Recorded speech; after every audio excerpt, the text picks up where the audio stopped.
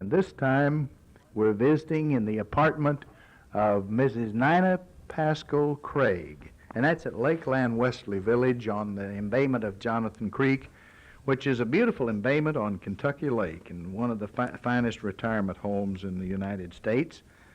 It's partially solar heated, as you've probably heard, and we're going to hear something about the life of Mrs. Craig today. She's from Callaway County. She's related to Mayor Ellis of Murray, and we'll find out some more things. One copy of this record will go to the Pogue Library at Murray State University, another to the State Archives in Frankfort, and one to the Marshall County Library in Benton. Thank you, Miss Craig, for letting me visit in your home. It's a pleasure to have you here. Sometimes people are embarrassed by this, but we always start out by asking your age. Do you object? Not at all. I was born in '98, the 24th day of August. I'll be 85. 85 in August. August of this year. Isn't that a wonderful record? The Lord's blessed you, hasn't He? Yes, He sure has. Well, we're so happy to come in and visit with you, and we want to just ask some things in our oral history outline. Could you tell us your parents? My mother was Neva Ellis Pascal. So that's how you got to be related to Mayor Ellis of Murray. That's right. And my father was C.R. Ross Pascal, and we were all born in Callaway County. And at one time, you know, Callaway included the present Marshall, Yes. so Yes, you're in a way, you're still in Callaway, aren't you? That's right. All right, do you remember anything about either set of grandparents? Yes, I remember my grandfather and grandmother both, Ellis. My Pascal grandparents' father died before I remembered him. And my grandmother died when I was a very, very little girl. But I do remember my grandfather Ellis and grandmother Ellis. They were fine Christian people. Were you lucky enough to see either of your great-grandparents? No, I believe not. Do you have any idea where the Ellises or the Craigs or the Pascals came from? Was it England, Ireland, Wales, Scotland? Probably the British Isles somewhere. Some of the Ellises from the British Isles. Mm-hmm. And the Pascals, I think, came from France. I'm not too positive about all of it. And Well, that sounds right. Pascal was, that resembles the Latin word for lamb, doesn't it? yes. So, Yes, my sister said when I was studying the family history, she said, you're going back to Bible time if you keep on. I said, I've already come back there, connected with the Pascal lamb. yes, that's right. Well, we all ought to be perhaps more closely connected with it than maybe we are. But that's a grand connection. Where did you go to school? I went to Gunner's Flat. Gunner's Flat. I remember that school. You know, I grew up in Callaway County, though I was born near Hardin. We moved. Dad was a sharecropper and moved around a lot. And I went to Blakely first and then went to Stone. Did you ever hear of that? Oh, yes. That's Seaton's where Stone is. Mm-hmm. And then I went to Smotherman and then to Murray High. I Now, finished Gunner's 3 Flat, wasn't that on sort of the road between New Providence and Hazel? Between Murray and Hazel. Murray and Hazel, yeah. I went to a play there one night. I can remember that. I think it was 1936. Is that right? And Well, I went to school there when I was 6, 7 years do you old. remember any of your teachers? Yes, I remember some of them. If you could give us some of the names, if you happen to remember any of them, we'd like to get it on the... Dr. Roy Scruggs was one of them at Gunner's Flat. Mm-hmm. And Lucille Grogan Jones was one of them. Oh, she became county school superintendent. She sure did. I remember that, too. One of the first women to have that office, Mhm. or to have any office, you might say. Well, we're going to have a woman president at Murray State, and we might even that's have a woman wonderful. governor, huh? That's right. All right. Well, you've come out with some fine names. Did your parents go to church early in life? Or? Yes, they did. So they took you and didn't Yes. send you to church. They took you. Well, that's right. Mhm. My father was an official in the church all his adult years. He died at 75. My mother lived to be 80, and she was very active in all community affairs. What's this plate you have here, Miss Craig? Well, it's a plate of South Red Grove Church, which was started by my great-grandfather, James Harvey Ellis. And he gave the land for the church, where the church was placed in the cemetery. And he also, was been a number of churches built there since 150 years old. It'll be next year. Well, one of Holmes's brothers named Harvey now. One of our cousins is also a great-grandson of this man. They I started the notice on church. this plate, if you don't mind my reading it, it says That's okay. organized in 1835. The first of two meeting houses were built of logs, the first in 1835, the second in 1848, and Brother James Harvey Ellis, a local Methodist preacher, gave the land for the church and the cemetery. The fourth and present building, a brick structure, was built in 1924, and then they've added to it since that time. And the plate says that since 1850, there have been 63 ministers, and the present membership is 317. Are you still a member? The membership was 500 at one time. Uh-huh. No, I'm a member of Mason's Chapel, connected with Hazel I see. Methodist Church. Uh-huh. And I've been going to unions to Spring. All right. Union Springs or Maple Springs? Maple Spring. Maple Springs is not too far from here. That's in No, Marshall. that's where I I've know been about going that. since I've been here. I believe the Riley Kays go there, the friends of Probably. mine who retired in this area from Chicago. When you were a young girl, can you remember any of the early preachers' names? We might put their names on this table. Well, of course, Brother Pig was a minister there for years and years. And there was numbers and numbers of the others that I don't recall their names, but yet I remember the faces. All right, let's get back to school for a minute. You talked about Mrs. Lucille Grogan Jones and so on. What were these schools like? They had Well, 8 now, grades they were in just one room? one-room schools, and you had to walk. I had to walk about 2 miles, and I'd almost give out before I get there. So my uncle and one of his buddies made a pack saddle and carried me home part of the way when I was very young.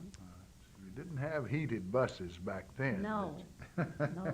Sure was glad when buses came around. What Not did in you? my time, but for my son. Yes. What did you like most among the subjects that you studied back then? Well, I liked history. History was always a favorite. Well, Yeah, good. history was a favorite. One of my favorites too. I went to grade school in Callaway County at Blakely on the north side, and then at Stone, which wasn't too far from a Methodist church called New Hope. That's right, and that's not too far from where my home is. Mm-hmm. After I married, I moved to the east side of Callaway County, east of Hazel, Yes, sir. and that was not too far from Stone. Yes. We went to church at New Providence when I was a little boy, and then I went a year and a half to high school at New Concord. You know where that is. Yes, yes, I know where all those places are. All right, back to school again. Could you tell us anything about the games you played? I know the recess was always something funny. Well, we played dropping the handkerchief and just a number of things that would come up to be. And I remember knowing of one teacher which went on to be a doctor, Dr. Eunice Miller, and he offered if somebody would jump the rope 200 times without missing, he'd give them a watch. And this girl just lacked one time. She jumped 199 times. And she just barely missed getting his watch. Oh, And man. his son is a doctor at Benton. That comes out here every so often, every week now. You mean Joseph Randall Miller, M.D., was that man's son? I mean, Dr. Joe Joseph- Miller?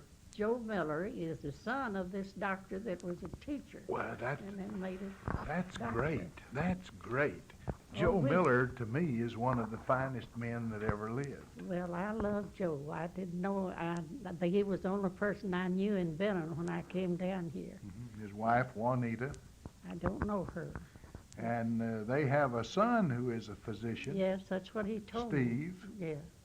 He's practicing, I believe, in Memphis now. You know, we've had a lot of doctors and ministers to come out of Hazel community. Why, of course you have. What would we have done without Hazel? I've heard it said there was more doctors and ministers came out of Hazel than any community in the state of Kentucky, and I almost believe it was true. Yeah. I can personally mention or know about 20 doctors that either grew up in Hazel or practiced in Hazel or had a party in the community, and almost as many ministers. There's been some outstanding ministers in all the churches that have come out of those churches. I remember when I was graduating at Hardin, I was on the debate team, and we were fortunate enough to win the 1940 regional tournament. And Hazel had a great team. They had Bogart Dunn, Yeah. who is now dean of the Methodist School of Theology at Delaware, Ohio, and married Max Hurt's daughter, Geraldine. I You know Max. Max and Mavis, you know them. Mavis And the other debater on that team was, well, there was a Baptist preacher named Henry Franklin Pascal. well, he was a distant relation, a relative of mine. Yeah. And there was a little boy who was, I guess, maybe a freshman or a sophomore at that time, but he was on the team and frequently spoke, named Frank Steely. Yes, I remember him, and of course he's gone on to be at the head of a school. Northern Kentucky That's University up in Covington. Yes. So I have felt the sting of Hazel over the years. Well, I just feel a part of Hazel. I remember, too, when I was in New Concord, I was debating under R.E. Broach's daughter, Robbie Mae Broach Williams. And she took us to Murray to hear Murray debate Oxford University. Well, And one of the debaters was Hazel Bob Miller, they called him. sure. Because there was a Murray Bob Miller, this boy had the same name at that time. So to tell them apart, that is Robert O. Well, You of know course, him. I've known Bob all of his life. Oh well, Hazel is a great place, Miss Craig. I guess Well, we thank better you. get back to some other things you did at school. Did you ever have spelling bees? Yes, but I wasn't too good at it. Spelling was not your favorite subject. Well, okay. Although history was my favorite. All right, you grew up. Could you tell us anything about, say, courting customs when you were a young girl? What did you do? Did you go to well, play we- parties? Or? We had, I dated mostly in a horse and buggy. My husband got a car shortly after we had married, but Mhm. I learned to drive a car at home before I married, and but our custom mostly was dating in the horse and buggy. Now, whom did you marry? Hoyt Craig, Hoyt Craig. one of the Craigs east of Hazel. All right. A real fine family of people. Yes. What? When you married, what did your husband do for a living? He was a farmer, A farmer. yes. And he grew, I suppose, tobacco? We lived on a diversified farm and also had an A-grade dairy. So we were real busy out there. One thing about a dairy, you didn't get too far from home, did you? No, you sure didn't. 7 days a week, the cows have to be milked That's twice right. a day. We always kept some cows on the farm. Robert, our son, had the dairy going when he was 16 years old. I had an A-grade dairy at that time. You had a son named Robert. Yes, so that was our only child. Oh, it died 20 years ago, and Robert died in 75. Oh, your So- son is already dead. Did he have any children? Yes, he had 3 daughters, and they live in 3 different states.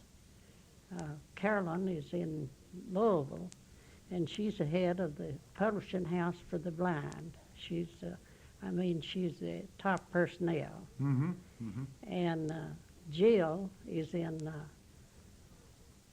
San Antonio, Texas, and teaching nursing there.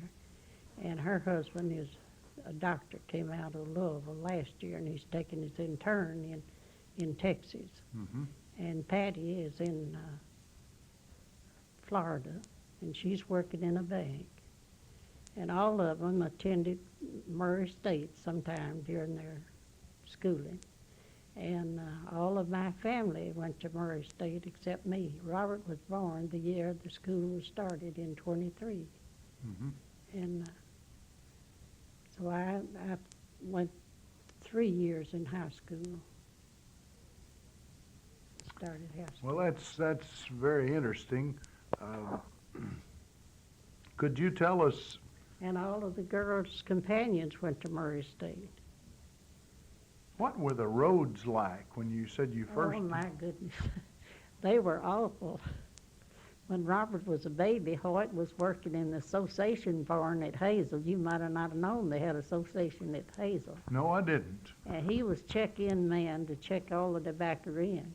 And it took so long to go from our place up there in a buggy that we moved to Hazel and lived there through the winter to keep out of the muddy roads. Mm-hmm. So we did that for 2 winters.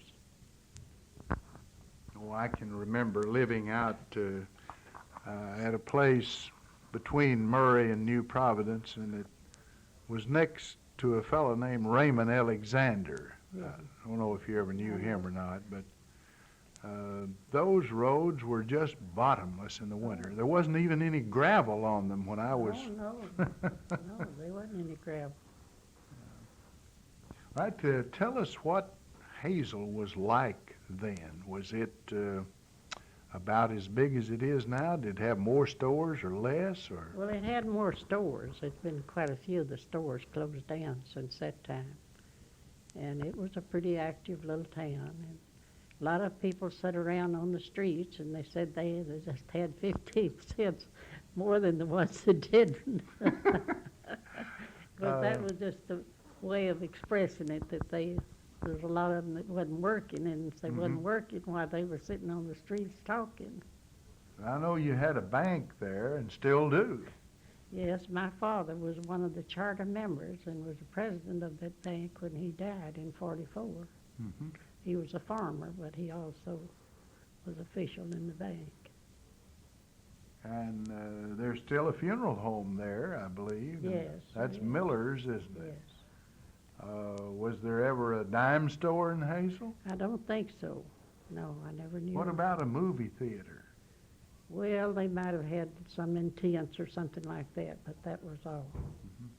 Do you recall any of the merchants, the principal stores back then? Well, there was Tom Lamb about as far back as I can remember. I don't know what his store was where I saw the first telephone, but it was long about that time when the telephones came about, and somebody walked up to the wall, looked at me like and started talking.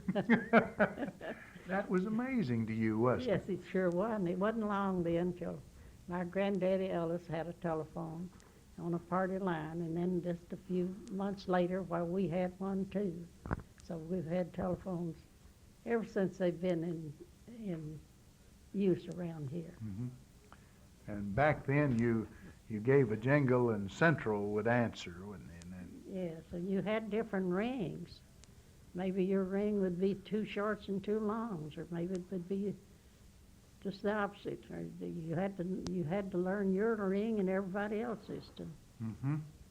And in the Craig community, the men folks would all go to the line of the night when they start talking, and they just really have a good time talking about what they'd done through the day and community activities and so on. So you shared that with the neighbors, and it was kind of a cross between the telephone and radio station, wasn't it? Yes, it was. Yes, I can remember when radios came in and TVs and telephones and cars and all that. You were right on the state line, so you knew a lot of people in Tennessee too, I Yes, guess. yes. I did. The train had about 2 north and 2 south every day, as I remember. Yes. And of course, I grew up around Hardin.